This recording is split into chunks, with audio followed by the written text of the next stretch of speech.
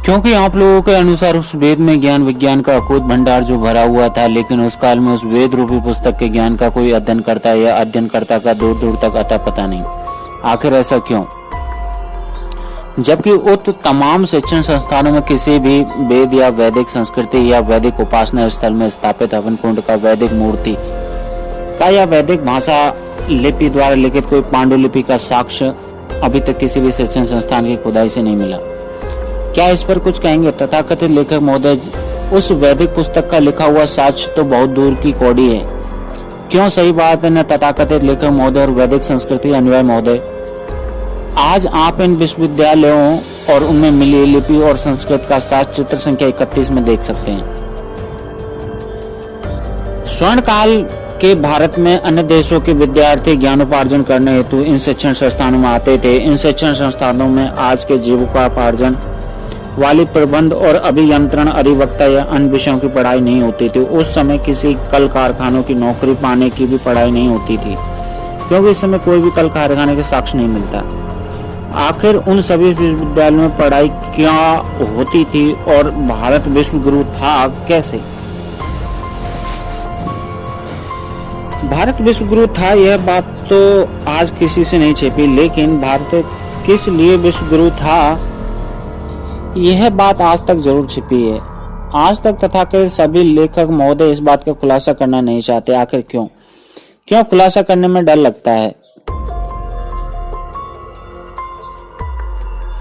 तथाकथित लेखक महोदय, आपको तो विश्व के मानस पटल पर भारत को विश्व गुरु का दर्जा प्राप्त होने पर गर्व करना चाहिए था और साथ ही भारत को विश्व गुरु होने के नाते आप लोग उन सभी विश्वविद्यालयों से वेद या वैदिक साहित्य का प्रमाण भी देना चाहिए था।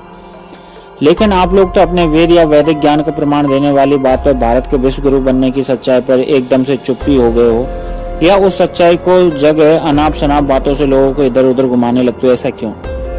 दरअसल आपके काल्पनिक वेद और वैदिक ज्ञान के बदले उस समय के अनेक शिक्षण संस्थानों में जीते जी अपनी जिंदगी के सभी दुखों से मुक्त होने वाली विद्या लोगों को दी जाती थी।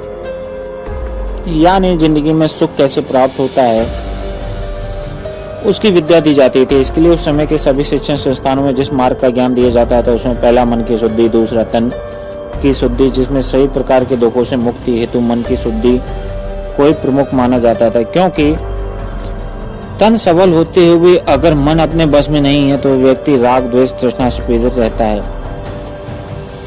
उसके पास असंख्य दुखों का भंडार होता है। लेकिन जब वह व्यक्ति अपने में रहते हुए राग द्वेष और तृष्णा से मुक्त हो जाती थी, फिर वही व्यक्ति इसी जीवन में जीते जी जिंदगी के सर्वोच्च शिखर पर पहुंचकर मुक्त हो जाता था, निर्वाण प्राप्त कर लेता था। इसी कड़ी में अभी तक भारत को विश्व गुरु होने का जो भी पहला लिखित साक्ष्य मिला उसमें भगवान बुद्ध की एक वाणी की शुद्धि से यह थी।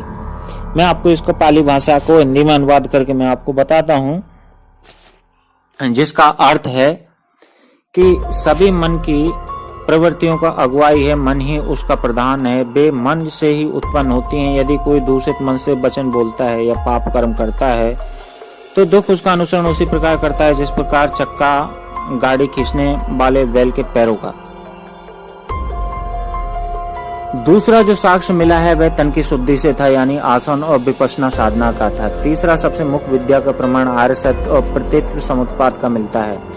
इस विद्या द्वारा अपने जीवन में उत्पन्न होने वाले सुख दुख के कारण को जान सकते थे और उस दुख को दूर कैसे करें इसकी जानकारी प्राप्त कर सकते थे। साथ ही इसी प्रतीत्पाद समुत्पाद के नियम द्वारा सृष्टि के बनने बिगड़ने से लेकर मानव की उत्पत्ति के कारण को भी समझा जाता था।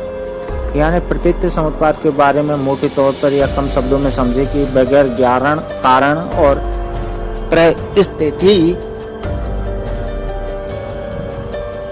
का कोई भी उत्पाद यानी जन्म नहीं होता था। उस समय आज वाली यह धारणा बिल्कुल ही गलत थी कि किसी भी उत्पत्ति और किसी ईश्वरीय शक्ति की मर्जी से होती थी। संक्षेप रूप में कहे तो विश्व गुरु के नाते उस समय की विद्या में एक शिक्षा अपने आप को जानने की भी मिलती है, जिसको उस समय की विद्या में अध्यात्म कहा जाता है। अध्यात्म यानी अध आत्माएं। ये आज वाली आत्मा और परमात्मा नहीं, बल्कि भारत की समृद्धशाली बौद्धिक परंपरा में आत्मा यानी स्वयं से था, अपने आप से था, यानी अपने 3.5 हाथ के शरीर का अवलोकन करते हुए उसके अंदर सभी प्रकार के राग द्वेष और दुखद असुखद वेदना को जानने समझने से था। उस राख को अपने शरीर के अंदर से बाहर कैसे निकाले उससे था। उसी विद्या को प्रत्यक्ष रूप से जानने वाली विद्या को ही अध्यात्म कहते थे। लेकिन आज जो अध्यात्म का अर्थ आत्मा परमात्मा वाली भूल भुलैया जैसी बातों को जानते हुए आडंबर युक्त बातों को याद करने से माना जाता है। पूर्व के अध्यात्म सभी लोग विपश्यना जैसी अद्भुत साधना से अपने अंदर की वेदना को जानते हुए उस पर काबू पाने की क्रिया करते थे। लेकिन आज के मनोवादियों ने अपनी अज्ञानता द्वारा उस वेदना को वेद रूपी ग्रंथ का नाम देते हुए कथा कहानी वाली पुस्तक का रूप दे दिया है। इससे पूर्व काल में रही से मुक्त होने वाली विपश्यना क्रिया की सभी जानकारी इस कहानी युक्त वेद पुस्तक द्वारा खत्म हो गई है। इसी वेद के कारण पूर्व के इस मार्ग से आज के कर्मकांड का रूप ले लिया है। नोट: भारतवर्ष की समृद्धशाली भाषा पाली में वेदना का अर्थ अनुभूति से जाना जाता था, लेकिन संस्कृत हिंदी में वेदना का अर्थ दुख से जाना जाता था।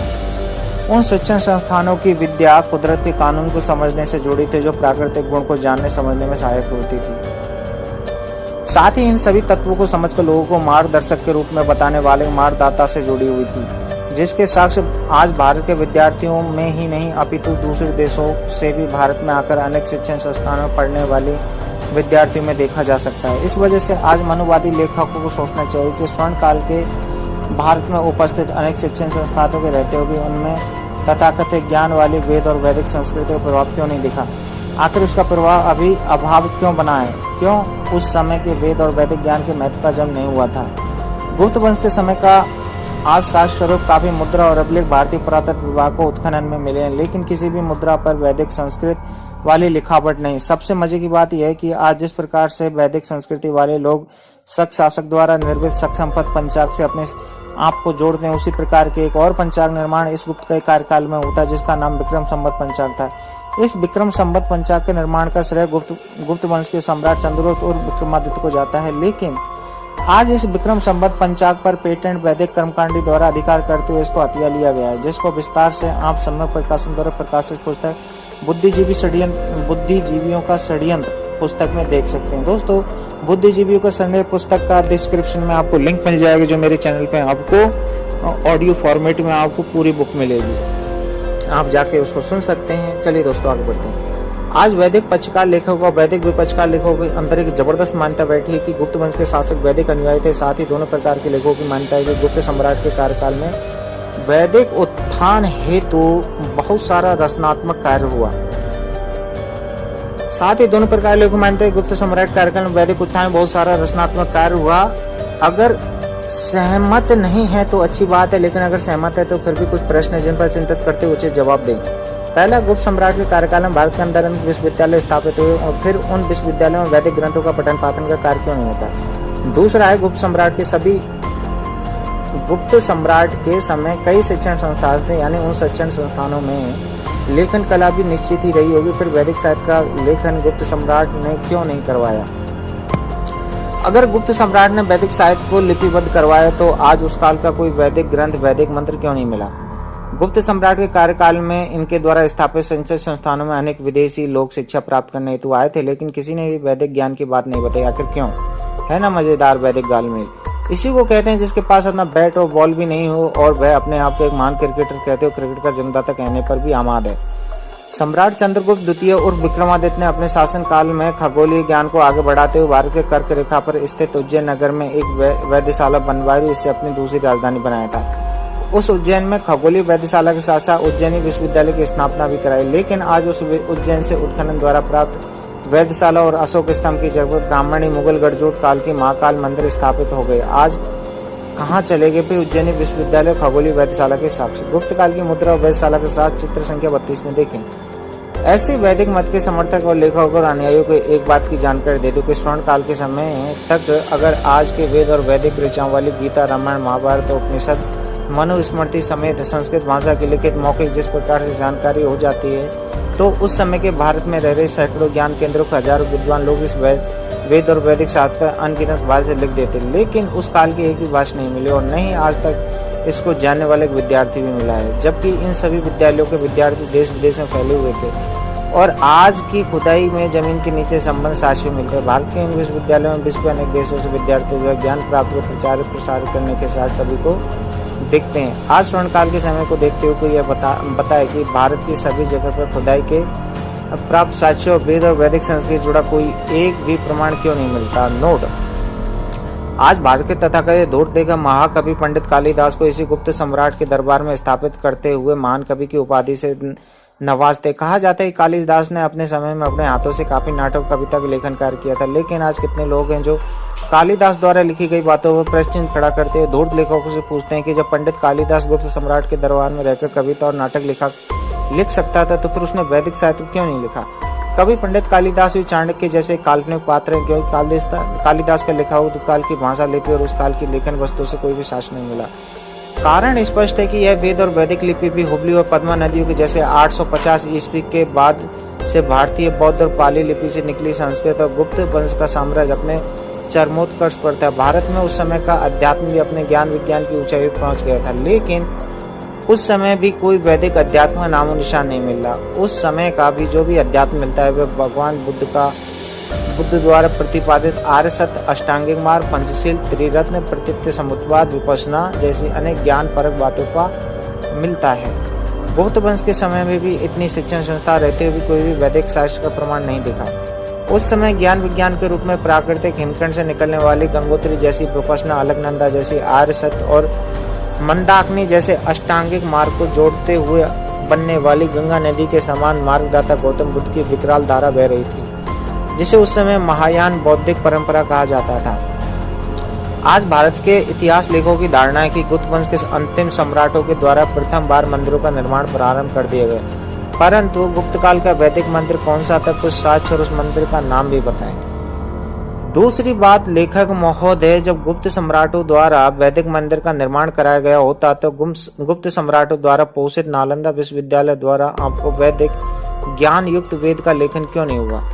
तीसरी बात, लेखक महोदय, जब गुप्त सम्राट द्वारा वैदिक मंदिर का निर्माण कराया गया और गुप्त काल की निर्मित वैदिक मंदिर अपने आपके अनुसार आज भी सही सलामत खड़ी है, तो फिर उस मंदिर का निर्माण करने वाले गुप्त सम्राट का किला कितना विशाल रहा होगा। उस विशाल गुप्त सम्राट के किले का कोई साक्ष्य आज मिलना चाहिए ना। क्या लोग कुछ मदद करेंगे गुप्त सम्राट द्वारा लिखित वैदिक ग्रंथ और गुप्त सम्राट का किला खोजने में। लेखक महोदय, गुप्त काल की बनी हुई जो भी मूर्ति खुदाई मिलती है वे सभी मूर्ति अवलोकित बुद्ध या बोधिसत्व नामक मार्गदाता की है। क्यों वहां से नए मजेदार वैदिक युग की घालमेल की कहानी। गुप्त वंश के बाद भारत की सत्ता पर हर्षवर्धन 606 से लेकर 647 ईस्वी का आगमन होता है, लेकिन यह क्या, सम्राट हर्षवर्धन के कार्यकाल में भी किसी वेद या वैदिक और चातुर्वर्ण समाज का कोई साक्ष्य नहीं मिलता। भारत में इस समय तक सभी प्रमुख बातों को लिखते हुए सुरक्षित रखने की परंपरा का प्रचलन बढ़ गया था। आज प्राप्त उस काल के मिले साक्ष्यों को देखकर कोई भी सत्य को जान सकता है, लेकिन कोई उसको देखकर यह बताए कहाँ चातुर्वर्ण समाज की बातें। लेकिन प्राप्त साक्ष्यों में से किसी अभिलेख वेद और वैदिक ऋचाओं का उल्लेख है। भाई, वैदिक काल हो या संस्कृत में उद्धृत वैदिक रचनाएं आज तक प्राप्त नहीं हो। किसी भी वैदिक देवी देवता की मूर्ति नहीं मिली हो। शैव पंथ या वैष्णव पंथ के किसी ग्रंथ को कोई नामो निशान नहीं हो। भाई, फिर वैदिक काल किसे कहते हैं। भारत में हर्षवर्धन काल तक बहुत से विदेशी यात्री भारत की ज्ञान विज्ञान वाली धरती को देखने और ज्ञानोपार्जन करने हेतु आते थे, जिन्होंने यहाँ रहकर संस्कृति को काफी नजदीक से देखकर अपनी यात्रा वृत्तांत लिखने का कार्य किया। लेकिन उसके यात्रा वृत्तांत से किसी प्रकार के वेद या वैदिक चातुर्वर्ण समाज का कोई उल्लेख नहीं मिलता है। वेद और वैदिक काल के अधिकांश ग्रंथों द्वारा आज प्रचारित है कि वैदिक जमाने में अपने गुरुकुल और गुरुग्राम हुआ करते थे, जिसमें उस समय के राजा महाराजा के पुत्र ज्ञान प्राप्ति हेतु जाकर रहा करते थे। लेकिन उस काल का आज तक वैसा एक भी गुरुकुल या गुरुग्राम का कोई साक्ष्य उत्खनन से प्राप्त नहीं होता है। इस प्रकार के जो भी साक्ष्य मिले हुए 9 से 10वीं शताब्दी के बाद के फिर आज के वैदिक लेखक या गुरुकुल या गुरुग्राम को अपनी कल्पना से पूर्व काल में स्थापित करने लगे हैं। आखिर आप लोग बताओ तो सही कि वेद और वैदिक ज्ञान का गुरुकुल केंद्र कहाँ स्थापित था।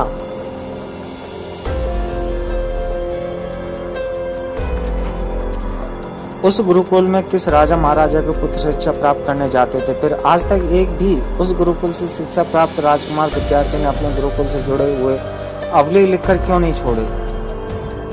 नोट, जब आप लोग स्वयं कहते हैं कि वैदिक काल के दृष्टिकोण से बहुत ही उन्नत काल था, तो सम्राट हर्षवर्धन के पूर्व से लेकर सिंधु घाटी सभ्यता तक और उससे पहले के मिले साक्ष्यों के विश्लेषण से कहीं वैदिक काल का कोई उन्नत ज्ञान और साक्ष्य क्यों नहीं देखा। फिर आप लोग आज कैसे कहते हैं कि वैदिक सभ्यता भारत में पूर्व काल की सभ्यता थी। वस्तुतः इस प्रकार की बातों को मानना या कहना है लिखना सभी बातों को इस व्यक्ति के मानस पटल पर बैठी हुई गहरी काल्पनिक मान्यता का लेप का परिणाम मात्र है। कोई भी व्यक्ति जिसकी संप्रदाय में जन्म लेकर बड़ा होता है और उस संप्रदाय के दर्शन वाले हर कर्मकांड को अपने जन्म से माता के दूध के साथ साथ अपने घर आंगन में सांप्रदायिक कर्मकांड के रूप में होते देखता है, उस दर्शन का उस मानस पटल पर गहरा बाह्य लेप लेता हुआ बैठ जाता है। इसके बाद से वह व्यक्ति सभी संस्कृति को अपने लेप वाली दृष्टि से देखता है। आइए हम उस मान्यता वाले लेप को देखें, आखिर लोगों में यह लेप कहाँ कैसे लगाया। मान्यता का लेप। अभी तक भारत में जितनी प्रकार के वैदिक काल या वैदिक संस्कृति से जुड़ी मान्यताओं के श्रुति दर्शन लिखित पुस्तकें उन सभी का दायरा अभी तक अपने मानस पटल बैठी हुई गहरी मान्यता की ही पुष्ट करता है। एक कहानी मात्र साबित हो रहा है। कारण यह है कि इन सभी मान्यताओं से जुड़ी हुई जितनी भी लिखित पुस्तकें वे सभी पुस्तकें इस दर्शन को काल्पनिक मान्यता के अलावा अन्य किसी प्रकार के उत्खनन युक्त साक्ष्य सिद्ध नहीं की जा सकती। पूर्व की सभ्यता संस्कृति में मिलते जुलते कुछ स्थानों के नाम समान होना है, उनमें से कुछ घटनाओं का तारतम्य मिलाना मात्र एक संयोग हो सकता है। इन सभी काल्पनिक मान्यता युक्त घटनाओं को साक्ष्य के नजदीक से ले जाकर एक दूसरे से मिलाने वाला कोई दूसरे नहीं बल्कि अपने मानस पटल पर मोटी मोटी काल्पनिक मान्यताओं की चादर ओढ़े हुए एक अनुयायी का झुंड है। क्योंकि इन सभी काल्पनिक मान्यता युक्त बातों को अभी तक कोई भी भारतीय पुरातत्व विभाग या पूर्वकालिक अंग्रेजी सरकार के पुरातत्व ज्ञाता ने सत्यापित नहीं किया। यह केवल और केवल उस मान्यता से जुड़े लोगों के मानस पटल पर बैठी मोटी मोटी मान्यता का बाह्य प्रकटीकरण का लेप ही कहा जा सकता है। इस वैदिक मत के अधिकांश लोगों की मान्यता है कि वेद और वैदिक और संस्कृत भाषा में बने देवताओं को खुश करने वाले मंत्रों का उद्भव अनंत काल पूर्व से, परंतु अगर कोई इसे आज अनंत काल पूर्व का नहीं मानता तो यह निश्चित ही मौर्य काल से पूर्व का जरूर है। वैदिक के सभी शिक्षित और अशिक्षित अनुयायी ऐसी मान्यताएं गहरी लेप लगाकर बैठे हैं, लेकिन इन दोनों प्रकार के अनुयायियों ने यह कभी नहीं सोचा कि किसी भी मान्यता संस्कृति का यौवन जब अपनी चरम विकसित अवस्था में होता है तो वह उस विकसित अवस्था से आगे बढ़ते हुए अपनी अल्प विकसित जन्म वाली अवस्था में नहीं पहुंच जाता। कोई सभ्यता की भाषा लिपि अपनी विकसित अवस्था को छोड़कर आगे अपनी अल्प विकसित अवस्था में नहीं पहुंचती। जैसे आज कोई व्यक्ति यह कहे सर्वप्रथम प्राचीन काल में किसी सभ्यता में धागे का बनना हुआ था, फिर उसी धागे को देखकर उसके बाद वाली सभ्यता में कपास का बनना हुआ था। यह बात आपको पढ़ने में जितनी हास्यास्पद लग रही है उतनी ही वैदिक अनुयायी दृष्टिकोण से वैदिक काल में प्राप्त संस्कृत भाषा लिपि का आगे प्राकृतिक पाली के रूप में प्रकटीकरण होता है, जो अपनी प्रारंभिक विकसित अवस्था को खोते हुए मौर्य और गुप्त काल में अल्प विकसित अवस्था में आकर पाली प्राकृतिक रूप में प्राप्त होती है। क्योंकि जिस प्रकार से ये धागे की प्रारंभिक अवस्था कपास के रूप में प्रमाणित होती है, उस प्रकार संस्कृत जैसी भाषा के लिए प्राकृतिक पाली कपास के समान ही है। उसका मुख्य कारण है कि संस्कृत भाषा में उन्नत व्याकरण है जबकि पाली भाषा में उन्नत व्याकरण नहीं है। उसी प्रकार से नागरी लिपि को उन्नत बनाने हेतु प्राकृतिक वर्णमाला के स्वर व्यंजन के अंदर संयुक्त स्वर और व्यंजन को जोड़कर उत्कृष्ट किया गया था।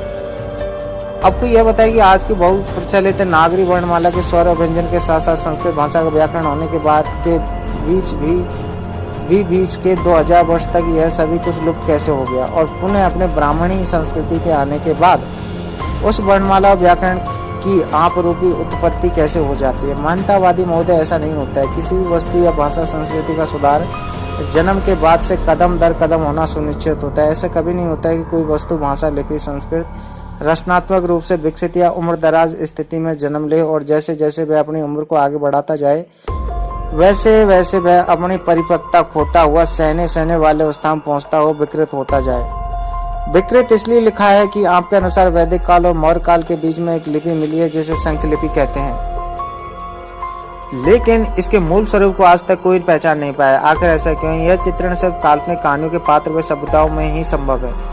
किसी भी वास्तविक संस्कृति में किसी व्यक्ति समूह लिपि भाषा ज्ञान विज्ञान सभ्यता संस्कृति जीव जंतु या पेड़ पौधों के साथ ऐसा नहीं हो सकता है। भारत में उत्खनन से प्राप्त जितनी भाषा लिपि के साक्ष्य मिले हैं वे सभी अपने बाल्यावस्था से प्राप्त होकर अपनी उम्र के बढ़ते क्रम में यौवन काल में आ खड़ा हुआ है। उस साक्ष्य कोई भी उत्खनन विभाग या किसी संग्रहालय में जाकर देख सकता है। सर्वप्रथम आज से 4000 वर्ष पूर्व सिंधु सभ्यता वाली चित्र लिपि जन्म वाली अवस्था में मिला था। उसके बाद उसका बाल्यकाल सांख्य लिपि से गुजरते हुए अपने यौवन काल का अधिकतम 2000 वर्षों तक प्राकृतिक व पाली लिपि के रूप में प्रतिस्थापित रहते हुए ढलती उम्र में यानी राजपूत मुगल के संक्रमण काल में नागरी लिपि और संस्कृत भाषा के रूप में परिवर्तित होते हुए मध्यकाल के समय फारसी के सम्मिश्रण में आकर उर्दू और हिंदी में परिवर्तित हो जाती है। उस मध्यकाल के बाद यह हिंदी भी अंग्रेजी में संसर्ग करते हुए इंग्लिश का रूप ले जाती रही है। लेकिन काल्पनिक मान्यता और गहरा लेप लगाए हुए असंख्य व्यक्तियों के दिलो दिमाग पर आज ही बैठा है कि वेद और वैदिक ऋचाओं वाली संस्कृत भाषा लिपि आज से 3 से 4 हजार पूर्व की है। इस प्रकार की मान्यता और दर्शन का लेप लगाए हुए व्यक्ति और समूह पर आज बहुत दया आती है, क्योंकि अभी तक किसी प्रकार की कोई संस्कृत लिखित पांडुलिपि या आज के वैदिक अनुयायियों के घर में होने वाले कर्मकांड का कोई साक्ष्य ईस्वी सन से पूर्व की सभ्यता संस्कृति में उत्खनन से प्राप्त नहीं हुआ है। फिर इस वैदिक कर्मकांड को ईसा से पूर्व काल का सत्यापित करने पर अनुयायी क्यों तुले हुए हैं? अब सबसे बड़ा प्रश्न यह उठता है कि जिस प्रकार से संस्कृत और पाली के अंदर जिस वर्णमाला व्याकरण का होना और नहीं होना मुख्य विषय है, ठीक उसी प्रकार उस अनुपस्थित वर्णमाला व्याकरण से बनने वाले शब्दों का होना और नहीं होना उतना ही मुख्य विषय बन जाता है। उत्खनन से प्राकृतिक लिपि में लिखे हुए आज तक जितने भी अभिलेख प्राप्त हुए उन सभी अभिलेखों में उपयोग हुए शब्द और वाक्यों में वर्णमाला को देखा जा सकता है। उसमें ऋषि स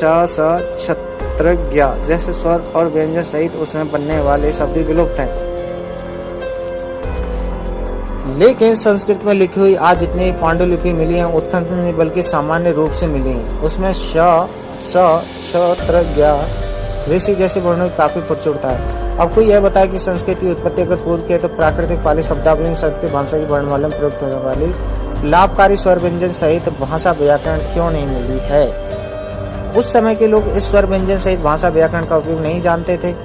कारण स्पष्ट है, जो भाषा लिपि सहित उसका स्वर व्यंजन के साथ साथ व्याकरण ही बाद में बना हो, भला वह सभी पूर्व काल में कैसे मिल सकता है? जैसे आज की सभ्यता में निर्मित मोबाइल, टीवी, कार जैसे उपकरण और कोई इसे मुगल काल या मौर्य काल की सभ्यता से जोड़कर देखे तो यह उसी काल्पनिक मान्यता की अंतभक्ति ही कही जा सकती है। उसी प्रकार ब्राह्मणी राजपूत काल में बनने वाली भाषा लिपि को कोई कितना भी पूर्व की सभ्यता संस्कृति तारम मिलाते हुए जोड़े, लेकिन उसका तकनीकी विषय के साथ साथ वास्तविक लिखित अभिलेखों का साजपुर से देखना चाहिए। उस भाषा लिपि में बनने वाले जितने भी पुस्तक ग्रंथ या मंत्र वाले छंदे वे राजपूत मुगल काल से मिलते आ रहे हैं, जैसा कि लिखित शब्दों का साक्ष्य राजपूत ब्राह्मणी काल से पूर्व कभी भी नहीं मिला है। आज कोई कितना भी अपने मानस पटल पर अपने घर आंगन में प्रचलित ब्राह्मणी कर्मकांड युक्त दार्शनिक मान्यता का मोटा लेप क्यों नहीं लगा ले, परंतु ये सारा कुछ उसकी अपनी सोच और समझ का संकुचित दर्शन का दायरा मात्र ही कहा जा सका है। मान्यता के लेपधारियों में वैदिक काल के वेद के बारे में अभी तक मानता है कि पूर्व काल में विकसित वेद ज्ञान श्रुति पद्धति द्वारा एक पीढ़ी से दूसरी पीढ़ी होते हुए आगे बढ़ने वाली ज्ञानप्रद वैज्ञानिक जानकारी थी।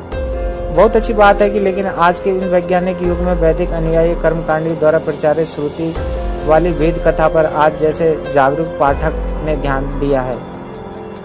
ध्यान का अर्थ है कि कोई इस पर अपने अंदर की प्रज्ञा वाली अनुभूति से जांचा परखा है। आइए हम सभी लोग अपनी प्रज्ञा वाली अनुभूति से अपनी छठी इंद्रियों को खोले। मान्यता अनुसार वेद और श्रुति ज्ञानवर्धक जानकारी भी फिर भी पूर्व के भारत में चलने वाले अनेक विश्वविद्यालयों का आचार्य विद्यार्थी इस ज्ञान से अछूते क्यों थे? वेद के अंदर भारत के ऋषि मुनियों के अनमोल ज्ञान की खोज थी, तो पूर्वकालीन विश्वविख्यात विद्यालय अनेक विश्व विद्या अनुसंधान केंद्र होते हुए भी इस पर कोई भाष्य इसकी लिपिबद्ध करने का प्रयास क्यों नहीं किया गया? वे लोग भारत में प्राप्त ज्ञान ही नहीं बल्कि अन्य देशों के ज्ञान को भी अपने अपने भाषा में भाषित करते थे। फिर अपने देश वाला ज्ञान उस समय कैसे बचा रह गया? आप लोग अभी तक स्वार्थी लेखों की दी हुई जानकारी से ओतप्रोत हैं कि वैदिक काल की कोई श्रुत पुस्तक है, जबकि सच्चाई ठीक उसके उल्टे है।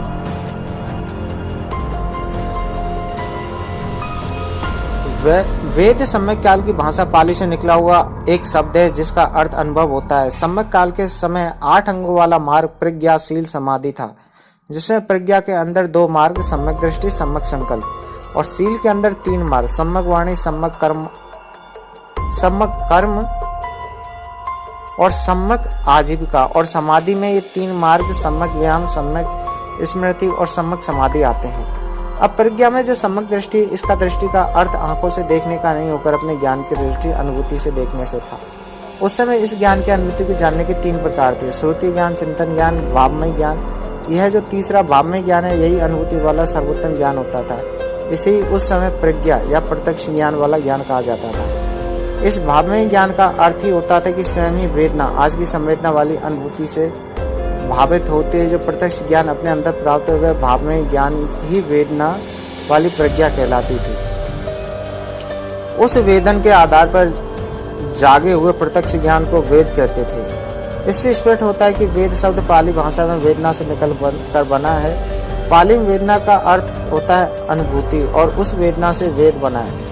इस वेद का अर्थ अनुभव होता है, यानी भारत में पूर्व पाषाण सभ्यता से लेकर सिंधु सभ्यता, मौर्य सभ्यता और गुप्त सभ्यता में जितने भी ज्ञानी लोग, वे सभी लोग कुदरत की रीति रिवाज की खोज करते थे, गवेषणा करते थे, परवेषणा करते थे और उसी आधार पर उन्होंने अपनी वेदना से कुदरत का कानूनी, शील, सदाचार, अन्य जीवों को पार देने वाली बातों को लेकर अपना सम्यक जीवन जीने का अनुभव प्राप्त करते हुए अन्य लोगों को भी उससे लाभान्वित करते रहते थे। पूर्व काल के जितने भी खोजकर्ता, शोधकर्ता या मार्गदाता थे, वे सभी लोग आज के जैसे कर्मकांड करने वाले, जैसे वेशभूषा या किसी भी मठ का आचार्य जैसा आडंबर, पाखंडी, कर्मकांडी नहीं होते थे। वे लोग अपने द्वारा खोज किए गए अनुभव से ही लोगों को लाभान्वित करते रहते थे। आज उन्हीं सम्यक संबुद्धों की अनुभूति वाले अनुभव की खोज का परिणाम है कि हम सभी लोग प्रकृति के सभी प्रकार के नियम, कानून, गुण, दोष को समझते हुए नित्य अपनी जिंदगी में शील, सदाचार से परिपूर्ण वाली जिंदगी को जानते और समझते हुए जिंदगी व्यतीत करते हुए रह रहे हैं। अन्यथा आज अगर सभी बुद्धों की अनुभूति वाली विद्या को कुछ देर के लिए मनुष्य के सामाजिक जीवन से हटा दिया जाए तो इस कहानी युक्त वेद के ज्ञान से मनुष्य और जानवर में कोई अंतर दिखाई नहीं देगा। जैसा किसी मनुष्य के बच्चे को जन्म देने के बाद से जानवर के बीच में रख दिया जाए और उसे मनुष्य के अनुभव वाले व्यवहारिक ज्ञान से अवगत नहीं कराया जाए तो आगे क्या परिणाम आएगा वह सभी लोग जानते हैं। लेकिन वही वेदना वाली प्रज्ञा जब धूर्तों के हाथ में चली जाती है और वे उस प्रज्ञा वाले ज्ञान के नाम को अपने क्षुद्र स्वार्थ में उपयोग करने पर आतुर हो जाए तो वे उस वेदना से उत्पन्न अनुभव यानी वेद को ही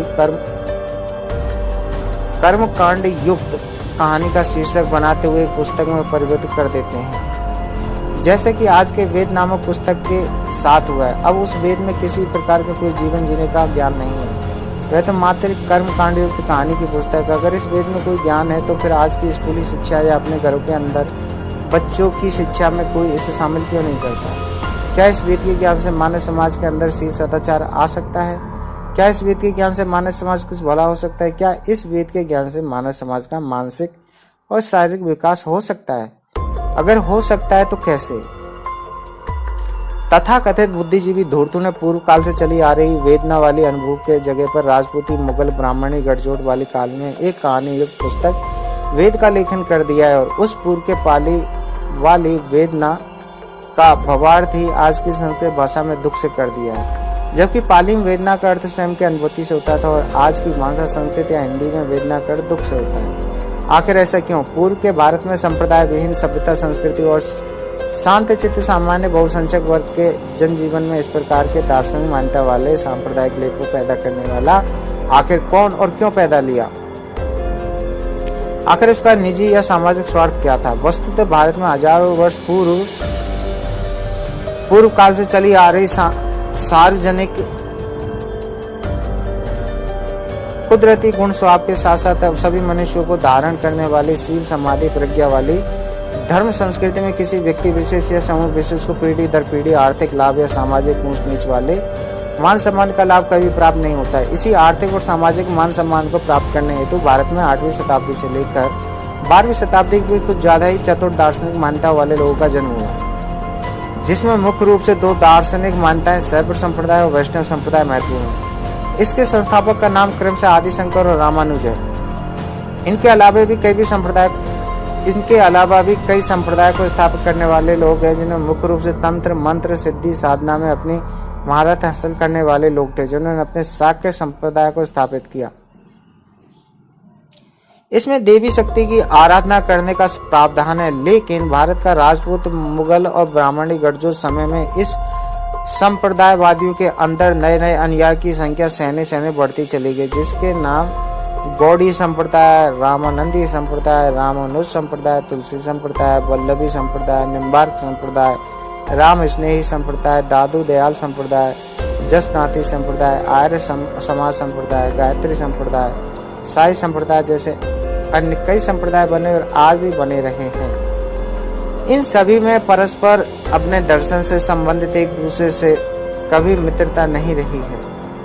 इसी शैव संप्रदाय के अंदर रहे शिष्य रामानुजाचार्य का मतभेद इन अद्वैत दर्शन और सिद्धांत का अनुयायी से हो जाता है। जिसकी वजह से अद्वैत वेदांत से इनका निष्कासन हो जाता है। निष्कासन के बाद इन्होंने अपनी एक अलग मान्यता और दर्शन पर आधारित द्वैत और वैष्णव संप्रदाय नाम के एक दार्शनिक संप्रदाय को स्थापित किया, जिसे आज सभी लोग वैष्णव संप्रदाय के नाम से जानते हैं। इनके दर्शन का मूल सार अवतारवाद पर आधारित होते हुए आत्मा और परमात्मा के अस्तित्व को मानना था।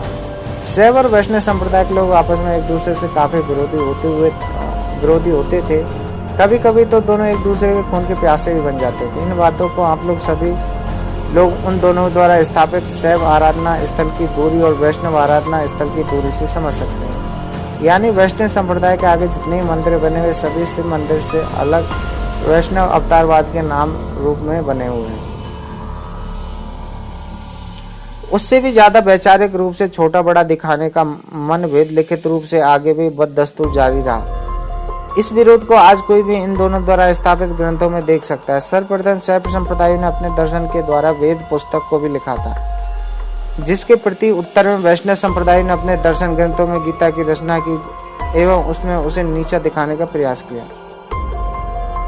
अब आप लोग उस गीता के अध्याय 2 श्लोक 46 को देखें। उसमें इन्होंने वेद के दर्शन को गीता के समुद्र रूपी दर्शन के आगे छोटे से तालाब वाले दर्शन से तुलना की है। इस श्लोक वाली गीता के पृष्ठ को चित्र संख्या 33 में देखें। अब शैव संप्रदाय वैष्णव संप्रदाय के बनने के बाद उस द्वारा लिखित वेद, उपनिषद, रामायण, गीता, महाभारत जैसे अन्य ग्रंथों के मिलने पर प्रश्न उठता है। इन सभी ग्रंथों का मिलना नागरी लिपि और संस्कृत भाषा के अभ्युदय के बाद ही होता है। दूसरा सबसे महत्वपूर्ण विषय यह है कि इन सभी ग्रंथों की प्रथम पांडुलिपि संस्कृत भाषा में होने के साथ साथ कागज पर लिखी हुई मिली है। अब सबसे बड़ा विचारणीय विषय यह है कि ईसवी सन से पूर्व में जितने भी वंश परंपरा वाले सम्राट हुए,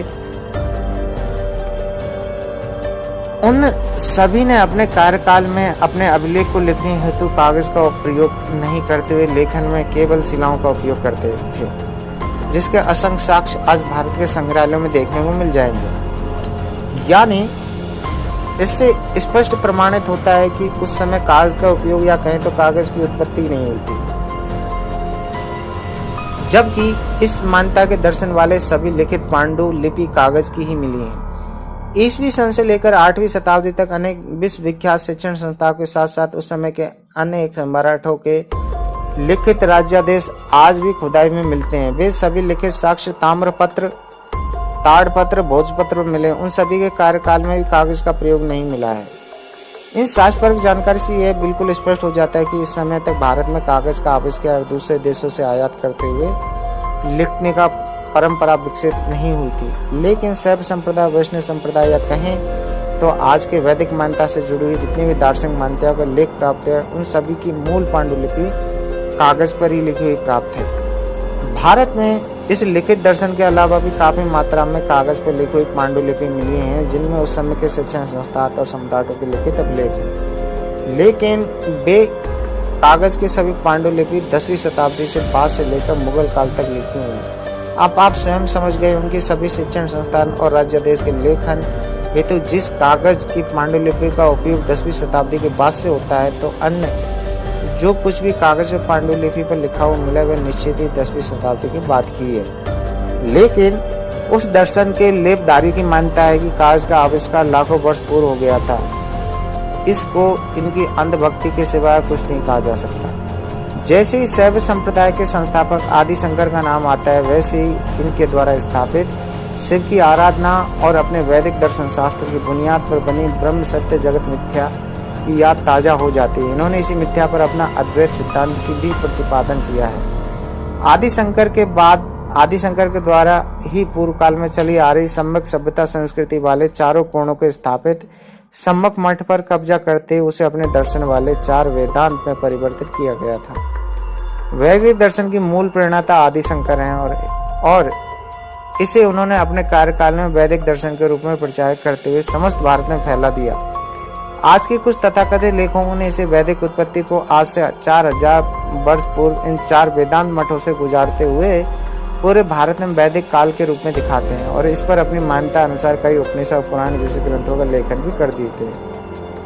उन्हीं ग्रंथों के पठन पाठन का परिणाम है कि कई लोग अपने मानस पटल के दर्शन पर लिखित बातों का गहरा लेप लगा लिए हैं, जबकि आदि शंकर के द्वारा स्थापित नहीं 4 पीठ से 4 वेदों का प्रचार हुआ। इस मान्यता के जितने भी अनुयायी हैं उन लोगों के अंदर एक धारणा बनी हुई कि जीते जी इन 4 धाम की यात्रा जरूर होनी चाहिए, तभी जीवन धार्मिक रूप से सार्थक और सफल होगा।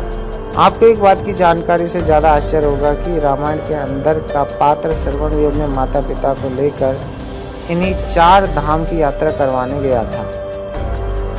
आज के दार्शनिक ग्रंथों में आदि शंकर का जन्म काल काफी विवादित और अबूझ पहेली के रूप में परोसा गया, जिससे इस मान्यता के लोग काफी उलझे हुए हैं। परंतु इसकी सच्चाई को अगर जानना और समझना चाहते हैं तो आदि शंकर की जीवनी को देखें। पुरातात्विक रूप से अभिप्रमाणित जन्म काल को देख सकते हैं। दोस्त, यहाँ पर आदि शंकराचार्य की जीवनी और उसकी पूरी बायोग्राफी में आप मेरे चैनल पे आपको मिल जाएगी। डिस्क्रिप्शन में आपको लिंक भी मिलेगी, आप जाके प्लेलिस्ट में देख सकते हैं।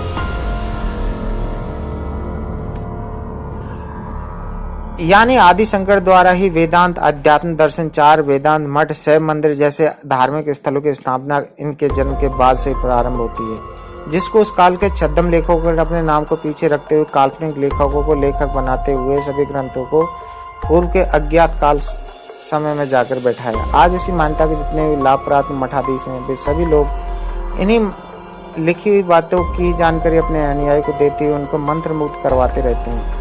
और इस मान्यता के सभी अनुयायी भी अपने अपने मठाधीश से इस प्रकार की कथा कहानी सुनकर झूमते रहते हैं। वस्तुतः आज तक इस प्रकार की बातों का कोई पुरातात्विक साक्ष्य प्राप्त नहीं हुआ है।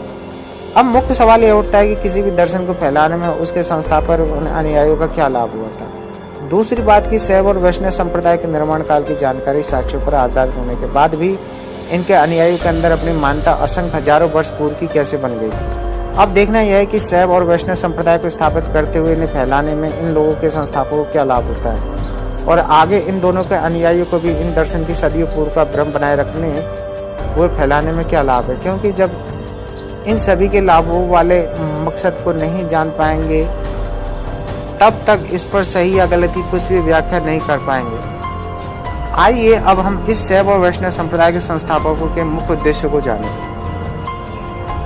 इनके पूर्व के भारत में कुदरत की सार्वजनीन धर्म वाली संस्कृति विद्यमान थी, जिसमें समता मूलक समाज होता था। कोई वर्ण जाति द्वारा निर्मित ऊंच नीच वाला गैर समता मूलक समाज नहीं था। अब जब समता मूलक समाज और उसमें समता मूलक समाज में कोई वर्ण नहीं था, कोई जाति नहीं थी, तो निश्चित ही कोई व्यक्ति ऊंचा नीचा भी नहीं होगा। अब अगर ऐसी बनावट वाले समाज में कोई स्वयं अपने अनुयायियों को भी ऊंचा बनाना चाहता है तो सबसे पहले उसे पूर्व के समता मूलक समाज और गैर समता मूलक समाज में परिवर्तित करना होगा। इसके बाद उस परिवर्तित और गैर समता मूलक समाज में अपने आप को सर्वश्रेष्ठ बनाते हुए अन्य बचे हुए सभी समाजों को क्रमानुगत नीचा बनाते हुए कोई व्यवस्था बनानी चाहिए। इसकी महत्वाकांक्षा की पूर्ति हेतु उस समय के अति महत्वाकांक्षी चतुर दार्शनिक संस्थापकों ने वर्णागत समाज का निर्माण करते हुए कई जातियों में विभाजित समाज बनना शुरू किया। अपने को सर्वश्रेष्ठ निर्माण करना ही इन सभी का मुख्य लक्ष्य था, जिसकी पूर्ति इन दोनों के बाद से शुरू हो गई थी। अब बात आती है इनके अनुयायियों की।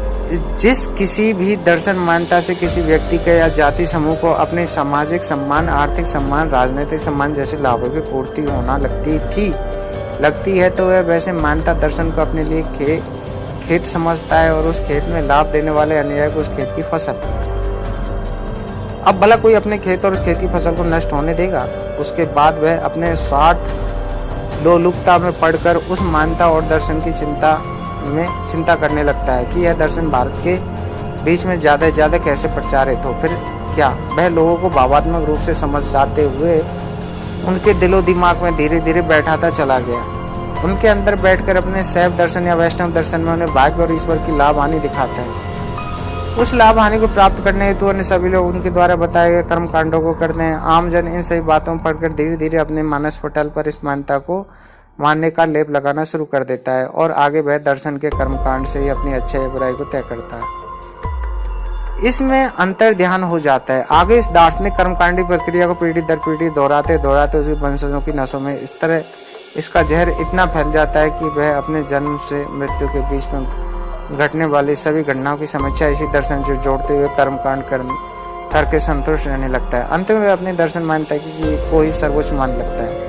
उसके बाद संप्रदायों के अनुयायियों को ही बल्ले बल्ले हो जाती है और अपने अनुयायी द्वारा सामाजिक मान सम्मान, राजनीतिक पहचान, आर्थिक आन बान और शान को प्राप्त करने के साथ साथ दिन रात उसका गुणगान भी होने लगता है। भला इससे ज्यादा किसी को और क्या चाहिए।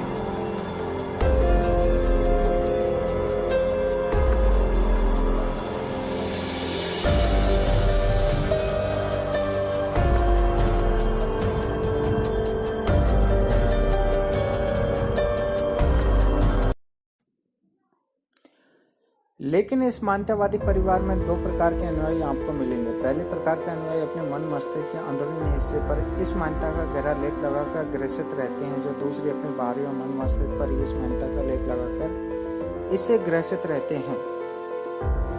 अंदरूनी लेप उसे कहते हैं जो किसी व्यक्ति के अंदर अविद्या की वजह से जन्म लेता है और जन्म से लेकर मृत्यु तक के बीच में अपने घर आंगन में होने वाले दार्शनिक कर्मकांडों के गहरे प्रभाव का मोटा लेप होता है, जिसको कोई भी कितना भी शास्त्रजनक प्रमाण को दिखाते हुए उनके मन मस्तिष्क से दूर करना भी चाहे तो भी अपने मन मस्तिष्क से बाहर नहीं निकल सकता। परंतु इस दर्शन मान्यता के दूसरे प्रकार के जो अनुयायी वे अपने प्रकार की मान्यता को देखते पिछले तौर पर उससे पहले बाहर के मन मस्तिष्क को बैठाता है। ऐसे लोग अपने घर आंगन के बीच होने वाली किसी दार्शनिक मान्यता को जन्म देखते हुए बड़े होते हैं, लेकिन हर दर्शन में अपने विद्या बुद्धि द्वारा तर्क करते विचार करते हैं और उन्हें जैसे ही कुछ साक्ष्यों का सहारा मिलता है तो वह वैसे ही इस दकियानुसी मान्यता से निकलकर तुरंत बाहर आ जाते हैं। अगर किसी कारणवश वह नहीं निकलते हैं तो भी वह इस प्रकार के दौड़ों द्वारा स्थापित स्वार्थपूर्ण बातों को समझते जरूर हैं, लेकिन ऐसे समझदार सज्जन पुरुष के पास अपने घर परिवार कुछ भावात्मक बंधन होता है, जिसकी वजह से वह व्यक्ति इस अनचाहे बंधन से बंधे रहता है। आइए अब हम लोग इस अंधश्रद्धा से हटकर अपनी साक्ष्यों वाली बातों की ओर चले। हाँ, वेद और वैदिक की सभ्यता का उद्गम और बौद्ध सभ्यता से हुगली और पद्मा नदी के जैसे उदय हो रहा है, जिसको बनने से लेकर आज तक पोषित होने का साक्ष्य हम लोग देख सकते हैं। सम्राट हर्षवर्धन के बाद पूर्व भारत में पाल वंश का उदय होता है। इस पाल वंश के उदय के साथ साथ भारत के महायान बौद्ध परंपरा से कुछ पंथों का उदय स्पष्ट रूप से दिखता है, जो आगे चलकर वेद और वैदिक परंपरा का रूप ले लेता है। जरूरत है सिर्फ निर्विकार रूप से अवलोकन करते हुए सूक्ष्म दृष्टि से देखने की। पाल वंश के पहले जब भारत में संस्कृत भाषा लिपि का सदृश लेख आज तक प्राप्त नहीं हुआ, लोग कहते हैं कि वेद और वेद वाली संस्कृत भाषा का उदय इसके कई हजार वर्ष पूर्व हो गया था, लेकिन इस पाल वंश के पूर्व तक का एक भी संस्कृत का अभिलेख आज तक किसी को दिखाया नहीं गया और न ही किसी पुरातात्विक संग्रहालय में सुरक्षित रखा गया है। कहना और दिखाना दोनों दो विषय हैं और दोनों ही कितने महत्वपूर्ण है, यह बात आप भी जानते हैं। दूसरे इस काल तक किसी वैदिक परंपरा से जुड़े हुए शैव पंथ, वैष्णव पंथ, शाक्त पंथ के मंदिर का कोई साक्ष्य नहीं मिला। आज जो भी मंदिर दिखते हैं उन सभी का निर्माण पाल वंश के बाद का है। पाल वंश के काल में जैन साहित्य का जो लेखन शुरू हुआ, लेकिन वेद और वैदिक संस्कृत जुड़े कोई भी पुस्तक नहीं मिली है। आज यानी जो भी वैदिक और सभ्यता होने की भ्रांतियां फैली जा रही हैं, उन सभी को मौखिक और काल्पनिक रूप से सत्यापन करने का कार्य लोग कर रहे हैं। लेकिन इस काल के बाद से तथाकथित विद्वान लेखकों को कल्पना को भी मैं साक्ष्यों के साथ सहयोग करता चलूंगा। इस काल के बाद से देखिए कि कैसे पूर्व की बौद्धिक संस्कृति आज की वैदिक संस्कृति में रूपांतरित होते हुए हुगली और पद्मा के रूप में स्थापित होती है। इस स्थापित संस्कृति में शैव पंथ, वैष्णव पंथ और शाक्त पंथ का समागम होता है, जिसे आज हिंदू धर्म का वैदिक धर्म कहते हैं। मूलतः वैदिक संस्कृति स्पष्ट रूप से तीन पंथों का सम्मिश्रित है। कोई भी जानकर व्यक्ति इसे स्पष्ट रूप से जानता है, लेकिन आज के बाद आप भी जान पाएंगे कि वो तीन कौन से पंथ हैं।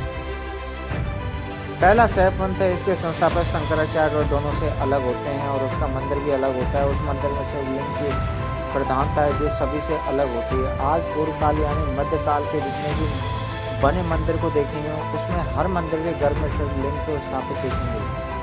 दूसरे वैष्णव पंथ हैं। इसके भी संस्थापक व शंकराचार्य दोनों से भी अलग होते हैं। मध्यकाल अर्थात मुगल काल में बने सभी मंदिरों को देखेंगे तो उन मंदिर गर्भ में अवतारवाद के रूप में जितने भी देवी देवता का प्रारूप है वह हर मंदिर बारी बारी से स्थापित होते गए। तीसरा शाक्त पंथ है। बिल्कुल ही अलग प्रकार की शक्तिपीठ के रूप में विकसित है। पाल वंश काल के बाद में बने शक्ति मंदिरों को देखेंगे तो उस मंदिर में गर्भ में शक्ति से रूप में किसी भी महिला का रूप, पिंडी का रूप मिलेगा। उसके अनुयायियों का आचार विचार भी उन दोनों से काफी भिन्न होता है। इसे आज लोग शक्तिपीठ के रूप में जानते हैं।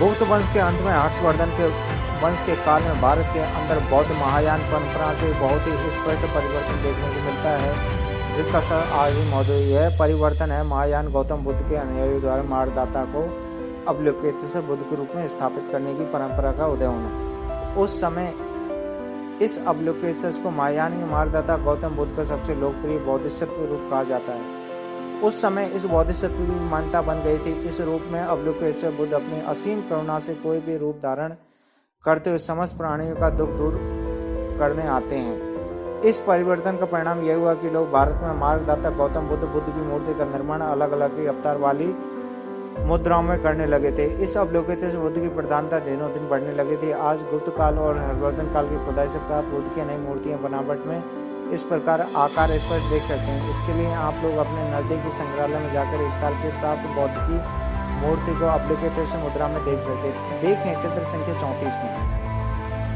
आज वैदिक और ब्राह्मणी मांस कालखंड की जितनी भी पूर्वकालीन बनी हुई मूर्तियां देखते हैं वे सभी इस अवलोकित बुद्ध यानी बुद्ध वाली मूर्ति को ही अपहत करते हुए ब्राह्मण द्वारा अपने लाभ हेतु अपने सामने लाई गई हैं, क्योंकि भारत में इस प्रकार की अलग अलग मुद्राओं वाली किसी मूर्ति की इससे पहले नहीं मिली हुई है। इन्हीं मूर्तियों के बाद से वैदिक परंपरा वाले शैव पंथ, वैष्णव पंथ और शाक्त पंथ वाले संप्रदाय की उत्पत्ति हुई है, जिसका शास्त्र के साथ वर्णन आपको आगे मिलेगा। भारत में महायान परंपरा से वज्रयान परंपरा का अभिद्य हुआ है। महायान परंपरा का प्रारंभ भारत के स्वर्ण काल के समय से हुआ था। इस वजह से इसको विस्तार एशिया महाद्वीप के कोने कोने में पहुंचा, परंतु वज्रयान परंपरा का आरंभ स्वर्ण काल के अंतिम चरण से हुआ था। इस वजह से वज्रयान प्रभाव से भारत के इर्द गिर्द तिब्बत, लेह, लद्दाख तक ही सिमट कर रह गया। इस वज्रयान परंपरा क्या है, आइए इसको जानें। वस्तुतः सामान्यतः तो ये कह सकते हैं कि महायान बौद्ध परंपरा एक शाखा के रूप में उदित होती है। नई मार्ग पर निर्माण करना, जिसे मार्गदाता गौतम बुद्ध को बताया गया अष्टांग मार्ग पर चलते हुए अवतारवाद वाले अवलोकितेश्वर यानी मार्गदाता गौतम बुद्ध को ईश्वर के अवतार वाली अवधारणा को महत्व दिए जाने से है। कुछ पश्चात इस वज्रयान परंपरा से तंत्रयान परंपरा का उद्भव होता है। इस तंत्रयान परंपरा से विपश्यना जैसी लंबी साधना विधि की जगह पर सरल और सुलभ ऊंच टंकार युक्त ऊंची ध्वनि वाले मंत्रों की साधना और जाप को प्रमुखता से स्थान दिया गया और ऊंची टंकार युक्त ध्वनि के साथ साथ कुछ तंत्र मंत्र युक्त ऋचाओं की रचना भी की गई।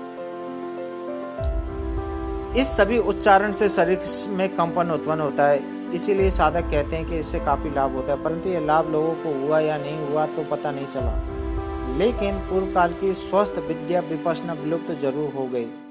उसकी जगह इस पर ऊंची टंकार वाले मंत्र का समावेश हो गया। दोस्तों, यहाँ पर जानने वाली बात है, गौतम बुद्ध ने जो भी प्रवचन और अष्टांगी मार्ग जो भी दिए गए, उनको किस प्रकार इन पंथों ने उसको बिगाड़ा है और किस प्रकार शंकराचार्य जी ने अपने हिंदू धर्म को स्थापित किया है, ये चीज़ आपको इस पुस्तक में जानने को मिलेगी। पुस्तक का आधे से ज़्यादा भाग अभी बाकी है। दोस्तों, मैं चाहता हूँ कि आपके पूरी पुस्तक का सार आपके सामने प्रस्तुत कर सकूँ, तो दोस्तों इस चीज़ के लिए आपका सहयोग की आवश्यकता है। आप लोगों के सामने आपका जब तक प्यार नहीं मिलेगा, मेरे को उत्साह नहीं मिलेगा और ना ही मैं इन किताबों को आपके समक्ष रख पाऊँगा। तो दोस्तों, आपके सहयोग की आवश्यकता है। आप सहयोग करें, चैनल को सब्सक्राइब करें, बेल आइकन को दबाएं, शेयर करें जितना भी हो सके। कोई भी आपके इस छोटे भाई से भी कोई भी किताबों से लेके और जो ऑडियो फॉर्मेट है आपको प्रोवाइड करवा रहा हूँ, उसके बाद कोई भी शिकायत हो तो आप कमेंट में डाल सकते हैं। ईमेल आईडी भी मैं आपको साथ में प्रोवाइड करवाता हूँ, ताकि अपने जितने भी व्यूअर हैं वो सारी चीज़ों को आप मुझे पर्सनली ईमेल करके बता सके। क्या इन चीज़ों में मैं परिवर्तन कर सकता हूँ, किस तरीके से आपसे मैं प्रस्तुत करूँ, वो सारी चीज़ें आप सहयोग के साथ अपने मैसेज आप डालें, ताकि मैं और कुछ भी अच्छा आपके सामने प्रस्तुत कर सकूँ। चलिए दोस्तों, आगे बढ़ें। वज्रयान, तंत्रयान, अवलोकितेश्वर बुद्ध, ऐसे तो अवलोकितेश्वर बुद्ध मूर्ति का निर्माण महायान परंपरा से थोड़ा बहुत शुरू हुआ था, लेकिन भारत में अवलोकितेश्वर बुद्ध शब्द के बाद से महायान कमजोर पड़ने लगा और वज्रयान परंपरा में मजबूती के साथ उभरते हुए 8वीं 9वीं शताब्दी तक संपूर्ण भारत में अपनी पकड़ बना ली थी, जिसका परिणाम यह हुआ कि बौद्ध धर्म अवलोकितेश्वर बौद्ध शब्द के रूप में असीम करुणा का रूप धारण जाकर कथाओं के साथ चमत्कारिक कहानी के भरमार होने लगे थे, जिसका साक्ष्य आपको वज्रयानी परंपरा के अंदर बहुत याद मिलेगा। दोस्तों, यहाँ पर आपको जानने की जरूरत है कि आपके वज्रयानी परंपरा जो बौद्ध धर्म से निकली हुई, उसमें किस प्रकार तंत्रयान और तंत्र मंत्र की प्रधानता शुरू हो गई, तो उसको सबसे आगे लाने का श्रेय केवल इन ब्राह्मणवादियों के लिए ही, और जो इनको साथ देने वाले थे सब उन्हीं के कर्म कांडों के द्वारा बुद्ध भगवान की जो भी ज्ञान था उनको सबको नष्ट करके अपना एक अलग वर्ग बनाने की इनकी कोशिश थी। 8वीं 9वीं शताब्दी के बाद से शुरू हो गई थी, जहाँ पर बौद्ध धर्म को पूरी तरह इनको खत्म करते हुए, जहाँ तक आप लोगों को पता है कि बौद्ध धर्म 8वीं और 9वीं शताब्दी और 10वीं शताब्दी तक पूरी अपने विकसित अवस्था में था, फिर भी जहाँ पर सच्चाई को दबाने के लिए इन जैसे वो जो बुद्ध धर्म से निकले हुए लोग थे उन्होंने इसको नष्ट करते हुए अपनी अलग एक संप्रदाय बनाने की कोशिश की। आज हम लोग एक सम्यक संस्कृति से जुड़े हुए दोस्तों लोग हैं, हम लोगों की सम्यक संस्कृति कहाँ खो गई, वो चीज़ आपको, बस मेरा इतना मकसद है कि मैं आपको इन किताबों के माध्यम से उन सारी चीज़ों को समझा सकूँ। आपके कमेंट्स मेरे लिए बहुत अहमियत रखते हैं। आप जो मेरी से सुनना चाहते हैं, जिस किसी भी किताब को आप सुनना चाहते हैं, आप केवल कमेंट कीजिए, मैं आपके सामने उसको लाने की कोशिश करूँगा। डॉक्टर राजीव पटेल द्वारा जितने भी थे साइंस जाइए, ह्यूमन बीइंग साइंस, सत्य के दर्शन, इन चैनलों को मैं फॉलो करता हूँ। केवल उनसे प्रेरित होकर मैं आपके सामने उन किताबों को ऑडियो फॉर्मेट में रखने की कोशिश कर रहा हूँ। दोस्तों एक छोटा सा प्रयास है और वो प्रयास केवल आपके सहयोग के बिना पूरा नहीं हो सकता दोस्तों। तो बस आप लोगों का सहयोग चाहिए ताकि अपने भारत देश की और बौद्ध की जो संस्कृति है वो सारी चीज़ों को मैं आपके सामने लाकर रखूँगा। बस आपका सहयोग चाहिए दोस्तों। सुनते रहिए, आपका खुद का चैनल है और ये आपकी जर्नी है। मैं तो बस एक छोटा सा पात्र हूँ जो आपके सामने सब चीज़ों को रख रहा हूँ दोस्तों, पर जितना मेरे से बन रहा है मैं उसकी कोशिश कर रहा हूँ कि मैं आपके सामने सारी चीज़ों को रख पा रहा हूँ। बस यहाँ पे क्या है कि ये मेरा एक छोटा सा चैनल है जहाँ से मैं शुरुआत की है, पर ये चैनल आप चाहोगे तो आगे लेके भी जा सकते हो, क्योंकि उस खुदाई में बहुत सारे मेरे दोस्त हैं जो इस चीज़ में सहयोग कर रहे हैं, पर बिना आप लोगों के सहयोग के कुछ भी नहीं हो सकता दोस्तों। जिस तरह साइंस जर्नी सर हैं, ह्यूमन बीइंग साइंस सर हैं, सत्य के दर्शन हैं, ये सभी ऐसे यूट्यूब पे चैनल हैं जो आपको तार्किक होते हुए भारत के इतिहास के बारे में जानकारी देते हैं। बस एक छोटा सा उन्हीं लोगों से प्रेरित होकर मैं आपके सामने एक छोटा सा प्रयास रख रहा हूँ। अगर आपको पसंद आता है दोस्तों तो बस सपोर्ट कीजिए दोस्तों। ये जर्नी है केवल मेरी नहीं है, आप लोगों की ये जर्नी है। कहीं ना कहीं हो सकता है कि मेरी हिंदी इतनी अच्छी नहीं है, तो कुछ चीज़ लेके मैं आप लोगों से माफ़ी भी मांगता हूँ उस चीज़ के लिए। पर जो भी किताबें हैं जो अपने सम्यक संस्कृति की जितनी भी किताबें दबाई गई हैं उन सभी को खोद के मैं आपके सामने रखूँगा दोस्तों। चलिए दोस्तों, आपका ज़्यादा वक्त ना लेते हुए मैं बस शुरुआत कर रहा हूँ आपकी किताब की जो आपके अंदर उत्कृष्टता बनी हुई है, बस उससे कमती होनी चाहिए दोस्तों। बस मैं चलिए इस किताब को आगे लेके चलूँ। स्रोत बौद्ध ग्रंथ अवलोकेश बुद्ध की चमत्कारपूर्ण बातों का वर्णन करता है। दोस्तों यहाँ पर एक बौद्ध ग्रंथ संदग्ध मर्ण पुंडरिक एक ग्रंथ है जिसमें सब चीज़ें बताई गई हैं। जहाँ तक डॉक्टर राजेंद्र प्रसाद जी ने इस किताब में जो दिए उसका स्रोत भी उन्होंने इस किताब में दिया हुआ है। जहाँ तक दोस्तों मैं आपको ये कहूँगा कि इस किताब को आप खुद पढ़ें। इस किताब की लिंक भी मैं आपको प्रोवाइड करवा दूंगा ताकि मेरे जितने भी दोस्त हैं इस किताब को स्वयं पढ़ें और स्वयं जानें कि इस किताब में क्या लिखा हुआ है। मेरा मकसद किसी भी धार्मिक आस्थाओं और अपने हिंदू समाज को दुखी करने का कोई मकसद नहीं है। बस मेरा इतना मकसद है कि यहाँ पे छोटा भाई बड़ा लिखा हुआ है, आगे पढ़ाई की है, स्कूल ज्ञान, कॉलेज ज्ञान सब मैंने लिया है, पर उन किताबों से मुझे इतिहास की कोई जानकारी कभी नहीं मिल पाई जो अब उन चीज़ों को मैं जान पाया हूँ। तो दोस्तों चलिए शुरू करते हैं। मार्गदाता गौतम बुद्ध ने हमेशा अपने आप को एक मानव के रूप में सबके सामने रखा था, लेकिन महायान के अंतिम चरण और वज्रयान के प्रथम चरण में इसको अवतार और चमत्कारिक बातों से जोड़ते हुए एक अलौकिक शक्ति का प्रतिरूप दिखाने लगा था, जिसे आज के ब्राह्मणी वैदिक परंपरा का शुभारंभ होना कहते हैं। यानी अवतारवाद की परिकल्पना इसी काल से शुरू हुई। आज अवलोकित से बोधिसत्व की जितनी मूर्ति प्राप्त हुई हैं उनमें प्रथम बुद्ध को कमल के फूल पर दिखाया गया, दूसरे बुद्ध के हाथ में शंख और कमल के फूल के साथ दिखाया गया। तीसरे बुद्ध की जो भी मूर्ति मिली है उसमें उनके हाथ में वज्र अष्टांगिक चक्र भी दिखाया गया है। लेकिन इसी अवलोकितेश्वर बुद्ध के बाद से भारत में बोधिसत्व शब्द का जितना विकास हुआ है, बोधिसत्व यानी मार्गदाता गौतम बुद्ध की बताई गई 10 पारमिताओं का जो भी पूर्ण पालन करते हुए अपने अंदर मनोसात कर लेगा उसे बोधिसत्व का दर्जा प्राप्त हो जाएगा और आगे चलकर वह बोधिसत्व बुद्धत्व को प्राप्त कर लेगा। उस समय इस प्रकार की मान्यता बहुत ही प्रचलित थी, जिसका परिणाम यह हुआ कि इस मार्ग के अनुयायी भी बोधिसत्व की प्राप्ति का प्रयास करने लगे थे। आगे उन सभी के अनुयायी लोग भी अपने अपने बोधिसत्व प्राप्त लोगों की विभिन्न प्रकार की मुद्राओं में मूर्तियों का निर्माण करने लगे, जैसे हाथों में जलपात्र मुद्रा, हाथ में कमल फूल मुद्रा, हाथ में वज्र मुद्रा, हाथ में धर्म चक्र की मुद्रा, हाथ में शंख की मुद्रा, अनगिनत हाथ की मुद्रा, कमर की तिरछी मुद्रा, गले में मुड़ी हुई मुद्रा, नितंब से तिरछी मुद्रा। इसी प्रकार की मुद्रा को चित्र संख्या 35 में आप देख सकते हैं। दोस्तों, मेरे पास जो भी किताब है उसमें जो चित्र संख्याओं का नंबर मैं आपके सामने प्रस्तुत कर रहा हूँ, मैं कोशिश करूँगा वो चित्र इस किताब में नहीं दी हूँ, मेरे PDF फॉर्मेट में है ये किताब जो है, तो उन सभी चीज़ों को मैं आपके सामने इस वीडियो में डालने की कोशिश करूँगा। अगर नहीं भी मिलता है तो इसीलिए दोस्तों मैं आपको कह रहा हूँ कि किताब आप स्वयं खरीद के सुने, मैं केवल ऑडियो फॉर्मेट में आपको प्रस्तुत कर रहा हूँ। और अगर आप कमेंट्स में बता देते हैं तो सारे साक्ष्य आपके सामने प्रस्तुत करूँगा। पर दोस्तों, जब मेरी किताब पे इतनी मेहनत करने के बाद भी 100-150 व्यूज़ भी ना आए दोस्तों, तो जो मेरा मनोबल है वो गिरने लगता है दोस्तों। तो जितना भी हो सके आप इस वीडियो को शेयर करें, लाइक करें, सब्सक्राइब करें, कमेंट्स करें। आपके जितने भी प्रॉब्लम है, प्रश्न हैं, उन सब चीज़ों को मैं जवाब देने की कोशिश करूँगा। चलिए दोस्तों, शुरू करते हैं, आगे बढ़ते हैं।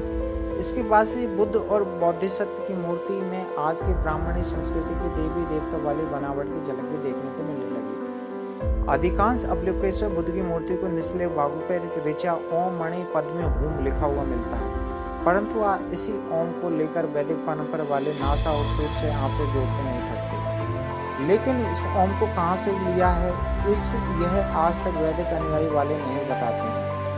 वैदिक मतानुयायियों से एक प्रश्न यह है कि यदि उन्होंने अवलोकेश्वर बुद्ध से ओम की चोरी नहीं की है तो फिर यह बताएं कि इस ओम को सर्वप्रथम इन्होंने कब और कहाँ से प्राप्त किया। इस ओम पर कुछ लिखित अवशेष क्यों नहीं दिखाते। द्वितीय तथ्य यह है कि महायान और वज्रयान परंपरा में धर्म चक्र यानी धम्म चक्र की प्रधानता है, जिसका भारत के बाहर भी सभी बौद्ध राष्ट्रों में काफी महत्व है। इस धर्म चक्र को आज कोई भी देख सकता है, उस पर भी हर राष्ट्र की लिपि भाषा में ओम मणि पद में हुम लिखा हुआ मिलेगा। आप लोग चित्र संख्या 36 में अवलोकेश्वर बुद्ध और धर्म चक्र को देख सकते हैं। उस समय ऐसी मान्यता थी कि ओम मणि पद में हुम लिखे गए धम्म चक्र को जितनी बार घुमाओगे उतनी बार इस मंत्र के जाप का फल मिलेगा। इन्हीं सब मंत्रों की शक्ति वाली मान्यता से आगे वज्रयान से तंत्रयत यानी शाक्त पंथ यानी शक्ति की उपासना वाले संप्रदाय का उदय होता है, जो आज शक्तिपीठ के नाम से मशहूर है। दोस्तों, यहाँ पर एक छोटी सी बात है जो आपको जानने की जरूरत है कि अपने जितने भी हिंदू धर्म में शक्तिपीठ और 4 जो धाम बनाए गए हैं वो केवल बौद्ध धर्म से जुड़ाए हुए हैं, और वहाँ पर ये चारों धामों में आप जाके खुद देख सकते हैं दोस्तों। जो मूर्ति वहाँ पर जिनको कपड़ों से लपेट के रखा गया है वो किसकी मूर्ति है दोस्तों। यहाँ पर मैं दोस्तों कहता हूँ, मेरे चैनल है केवल 1-2 बुक मैंने शुरुआत में डाली थी, तो उनको मैंने 3-4 घंटे की दोस्तों बुक डाली थी, उनको लोगों ने डिलीट करवा दिया। एक छोटे से उस चीज़ की मेरी कोशिश ऐसी थी दोस्तों, ने बहुत सारी ऐसी कंटेंट मैंने आपके सामने ला के रखे थे, पर दोस्तों वहाँ पर केवल 10 व्यूज़ आने पर ही मेरा चैनल का ब्लॉक कर दिया गया, मेरी किताब को रिमूव कर दिया गया, क्योंकि मैंने उनकी खुदाई कर डाली दोस्तों। और ये खुदाई मेरी दोस्तों मेरी खुद की नहीं, ये खुदाई आप लोगों की है दोस्तों, क्योंकि मैं चाहता हूँ कि आप लोग भी उन चीज़ों को जानो, तर्कशील बनो आप लोग, क्योंकि मैं नहीं चाहता केवल मेरी खुद की बातों पे आप यकीन करो। नहीं दोस्तों, मेरा मकसद यही नहीं कि मैं जो भी बोल रहा हूँ केवल आप उन चीज़ों पे यकीन करो। मैं चाहता कि उन चीज़ों को जो भी मैं आपको बता रहा हूँ, उन चीज़ों को आप खुद सुने, पढ़े और देखे, खरीदिए, खुद जाने। फिर आपको पता चलेगा कि जो भी साइंस जर्नी सर हैं, साइंस सर हैं, रुद्र दामन नाम से आपका जो ये चैनल है, जहाँ पर भी ये चीज़ बोली जाती है, कहीं पर बिना साक्ष्य के हम लोग कभी भी बात नहीं करते दोस्तों।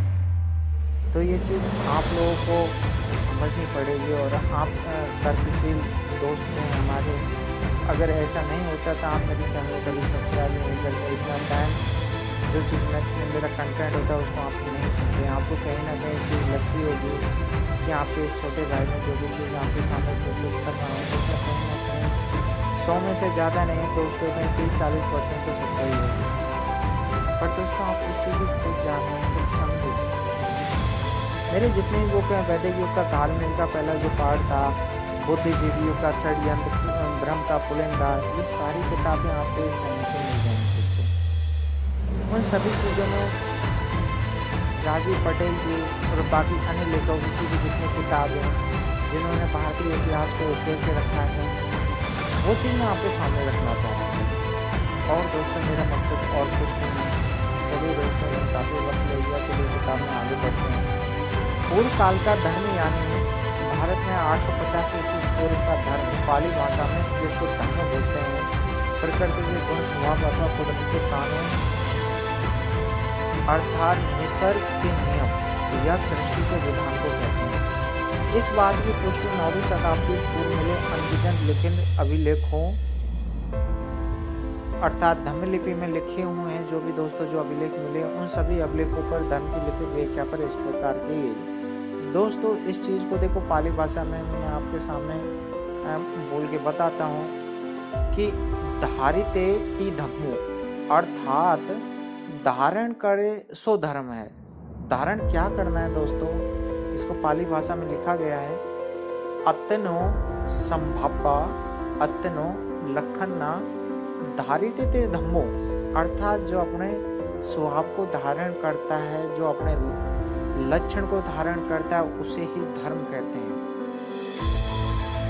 अब अगर किसी ने अपना स्वभाव और लक्षण अच्छा धारण किया है तो उस सुधर्म अर्थात धर्म धारण करने वाला बोला जाता है। और कोई अपना स्वभाव और लक्षण बुरा धारण करता है तो उसे अधर्म अर्थात अधार्मिक धारण करने वाला बोला जाता है।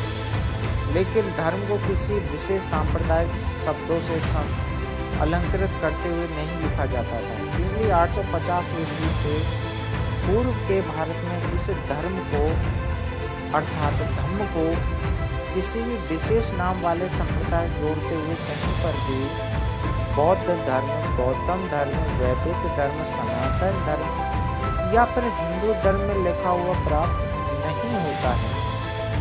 इसके लिए आप गुप्त काल, कुषाण काल और मौर्य काल या फिर किसी भी प्राचीन के सम्राटों द्वारा लिखित अभिलेख पर या किसी भी शिक्षण संस्था से प्राप्त लिखित पत्र को देख सकते हैं।